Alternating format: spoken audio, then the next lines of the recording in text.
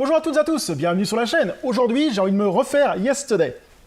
Donc j'ai eu l'occasion de me racheter Yesterday en 4K. Sur Amazon, il était à moins de 5 balles. 5,90, je sais pas trop. Donc c'est pour moi, ça vaut le coup parce que t'as le Blu-ray et puis le 4K. Et c'est un film qui m'avait marqué quand j'avais été voir au cinéma. C'est pas un film vieux, c'est un film qui est très récent, je sais pas la date exacte. 2019, donc 2019. 2019. Donc c'est un film en fait qui m'avait marqué parce que en fait l'histoire en gros c'est un mec qui a un accident de bus ou je sais plus trop quoi et je l'ai vu qu'une seule fois. Et quand il se réveille, les Beatles ont disparu.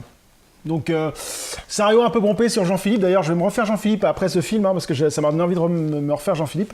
Hier tout le monde connaissait les Beatles, mais aujourd'hui seul Jack se souvient de leurs chansons.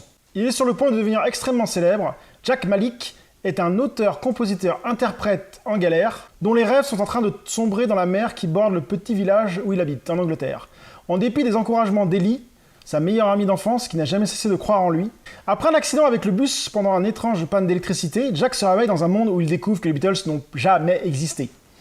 Ce qui va le mettre face à un sérieux cas de conscience. Kate McIntyre et Ed Sheridan sont également partie du casting de cette comédie romantique rock'n'roll. Par le réalisateur récompensé aux Oscars, Danny Boyle, écrit par Richard Curtis, nommé aux Oscars.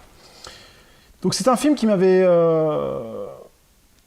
branché, franchement bien branché, moi qui aime bien les Beatles, moi qui aime bien les comédies comme ça.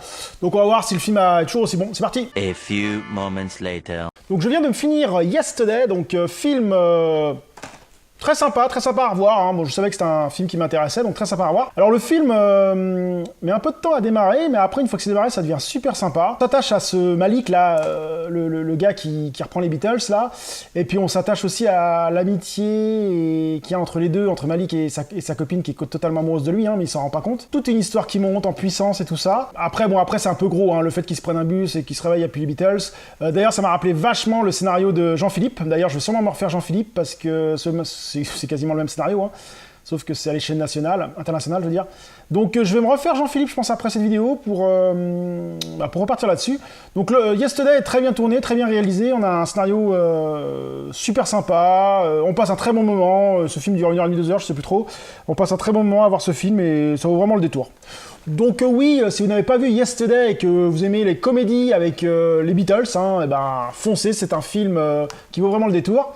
Et moi, je vais m'enchaîner avec Jean-Philippe. Je vais me refaire Jean-Philippe parce que le scénario est quand même assez proche des deux. Mais Jean-Philippe sera pour la prochaine vidéo. Donc sur ce, si vous avez l'occasion de le voir, regardez Yesterday, c'est un très bon film. Je vous dis à très bientôt sur la chaîne. Salut!